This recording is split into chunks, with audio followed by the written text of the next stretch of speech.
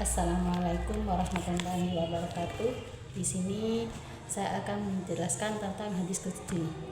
Dalam khazanah ilmu hadis terdapat beberapa kategori hadis yang dibedakan berdasarkan asal usul dan kandungan isinya.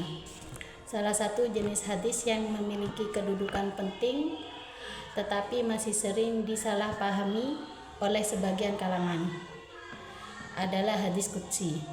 Secara etimologis, kata qudsi berasal dari bahasa Arab al-qud yang berarti suci, yang menunjukkan bahwa hadis ini memiliki hubungan langsung dengan kesucian firman Allah Subhanahu wa taala.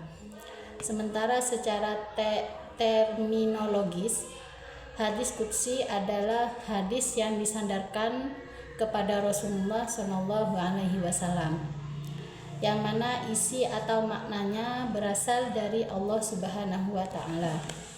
Tetapi redaksinya atau lafadznya berasal dari Nabi Muhammad Shallallahu alaihi wasallam sendiri. Dengan kata lain, Allah menyampaikan makna kepada Rasulullah Shallallahu alaihi wasallam melalui wahyu selain Al-Qur'an. Lalu Nabi mengungkapkannya dengan kata-kata sendirinya dan menyampaikannya kepada umat manusia. Hadis qudsi berbeda dengan Al-Quran, walaupun keduanya bersumber dari Allah. Perbedaan yang paling mencolok adalah bahwa Al-Quran bersifat mukjizat dan merupakan firman Allah secara harfiah yang diturunkan melalui Jibril dalam bentuk lafaz dan makna, serta ditulis dalam mushaf, dibaca dalam sholat, dan dijadikan sebagai sumber utama hukum Islam.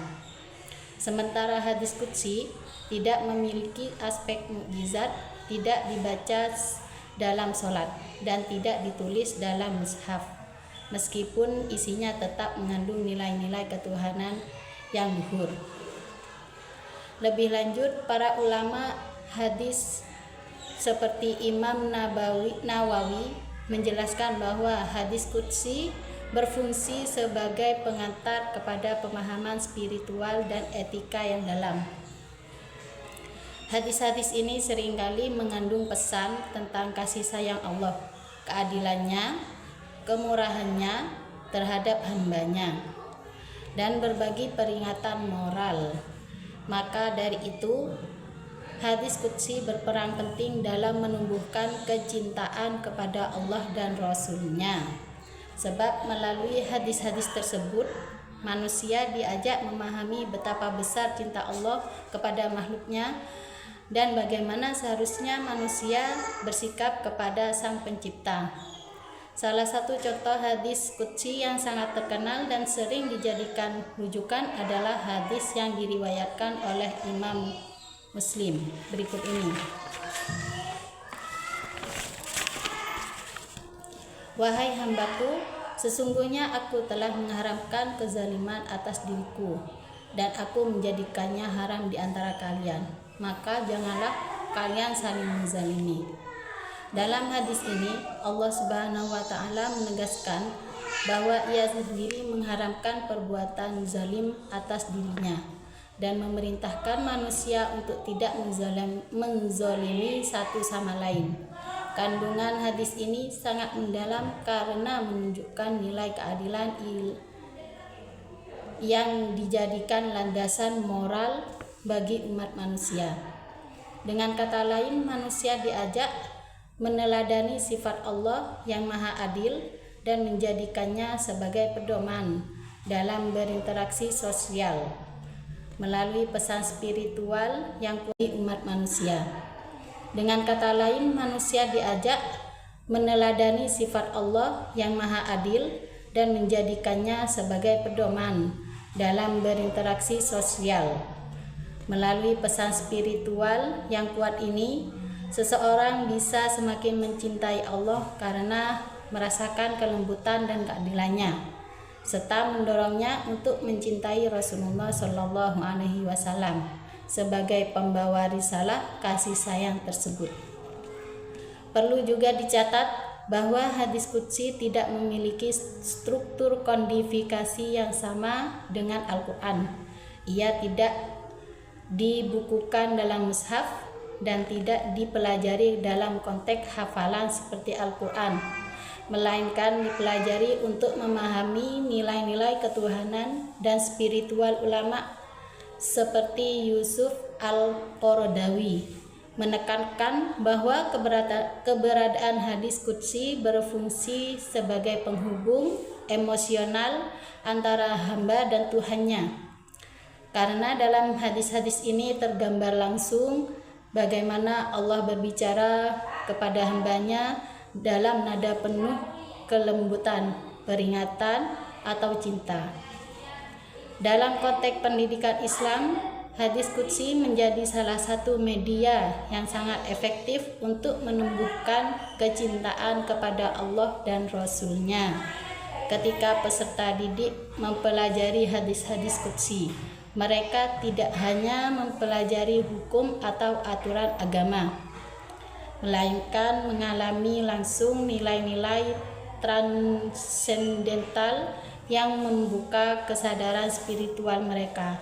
Hal ini tentu akan membentuk karakter religius dan emosional yang lebih kuat karena mereka dekat dengan Allah dan lebih mengenal sifat-sifatnya yang penuh kasih sayang.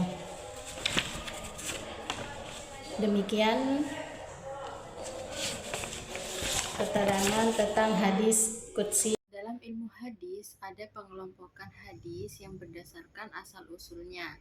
Jika hadis qudsi adalah yang bermakna berasal dari Allah, tetapi lafalnya dari Nabi Muhammad, maka hadis nabawi adalah hadis yang baik, makna maupun lafalnya berasal dari Nabi Muhammad SAW itu sendiri. Dengan kata lain, hadis nabawi merupakan segala bentuk ucapan, ketetapan, dan sifat yang disandarkan kepada Nabi Muhammad sebagai sumber kedua ajaran Islam setelah Al-Quran.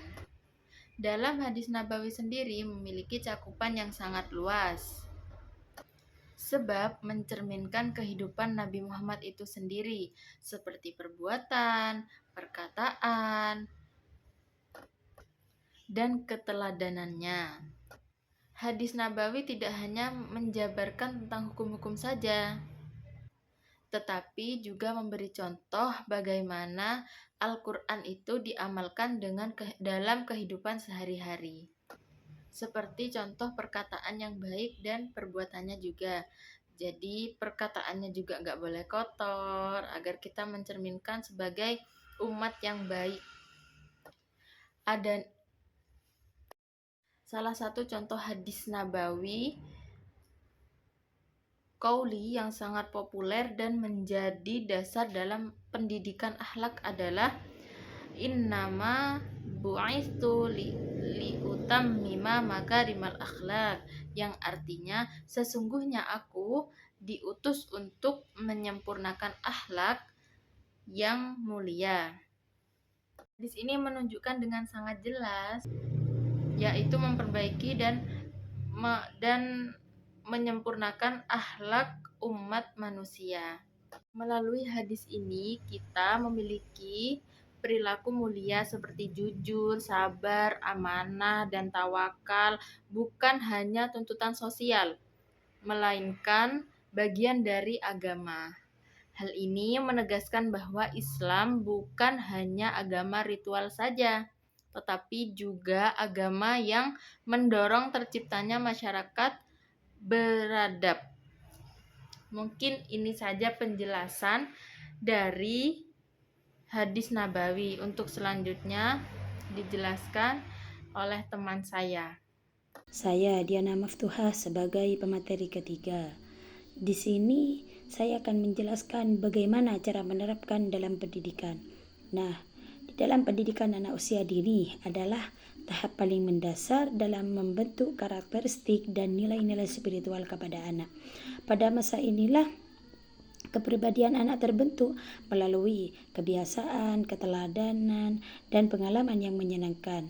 Oleh karena itu, menanamkan kecintaan kepada Allah dan kepada Nabi Muhammad SAW sejak usia dini adalah langkah paling penting yang harus dilakukan secara sistematis dan penuh dengan kasih sayang.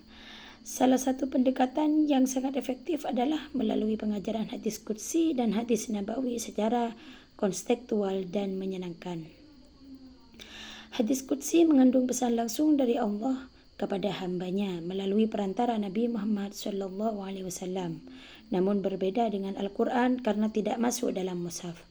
Salah satu hadis qudsi yang sangat cocok dikenalkan kepada anak-anak seperti hadis ana inda dhanni abdi bi, yang artinya aku sesuai dengan prasangka hambaku kepadaku. Hadis riwayat Bukhari.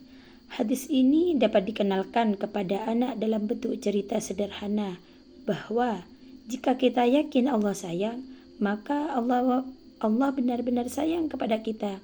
Guru bisa menyampaikan ini sambil mendongeng, misalnya tentang seekor anak rusa yang tersesat di hutan. Tetapi kita harus percaya bahwa Allah akan menolongnya. Cerita ini disampaikan dengan pendekatan efektif karena anak usia dini menyerap nilai dari perasaan dan pengalaman dan dengan apa yang mereka dengar. Selain itu, hadis-hadis seperti inna rahmati taghlibu ghadabi, rahmatku mendahului murkaku, hadis riwayat Muslim, dapat disisipkan dalam kegiatan menyanyi atau kegiatan bermain. Guru bisa membuat lagu sederhana dengan lirik seperti ini. Allah itu sayang, Allah itu cinta, yang diselingi kalimat hadis. Ini memperkuat makna hadis di dalam ingatan anak, sesuai dengan prinsip pembelajaran usia dini yang mengandalkan pengulangan dan suasana positif. Berbeda dengan hadis qudsi yang lebih menggambarkan sifat Allah, sedangkan hadis nabawi menggambarkan perilaku dan keteladanan Rasulullah SAW.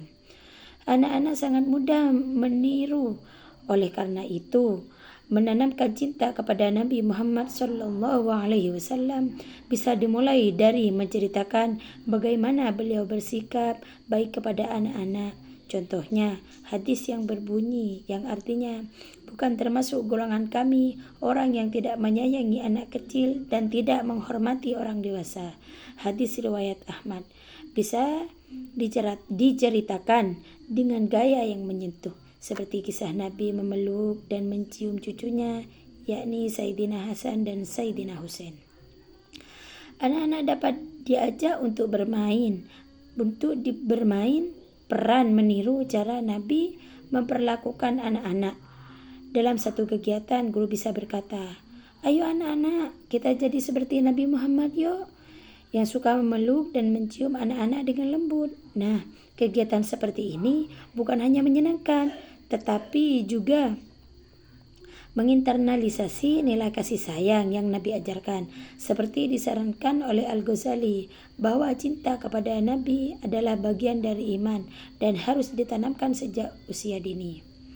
Guru juga bisa mengajarkan hadis-hadis pendek yang mudah diingat seperti man la yurham la yurham, hadis riwayat Bukhari, yang artinya siapa yang tidak menyayangi tidak akan disayangi. Anak-anak bisa mengucapkannya sambil membuat gerakan tangan agar lebih mudah tertanam di hati dan pikiran mereka. Hal yang tidak kalah penting dalam penerapan hadis-hadis seperti ini dalam pendidikan anak usia dini adalah keteladanan dari guru dan lingkungan. Anak-anak akan lebih percaya dan meniru apa yang mereka lihat daripada apa yang mereka dengar. Nah, maka dari itu, guru harus menjadi pribadi yang mencerminkan akhlak Rasulullah. Misalnya, saat ada anak yang sedih, guru bisa menenangkannya sambil berkata, Nabi juga suka memeluk anak-anak yang sedih. Nah, ucapan seperti ini akan membangun koneksi emosional antara pengalaman anak dan keteladanan Nabi. Nah, mungkin hanya ini yang bisa saya jelaskan, kurang lebihnya mohon maaf. Saya kembalikan kepada moderator. Wassalamualaikum warahmatullahi wabarakatuh.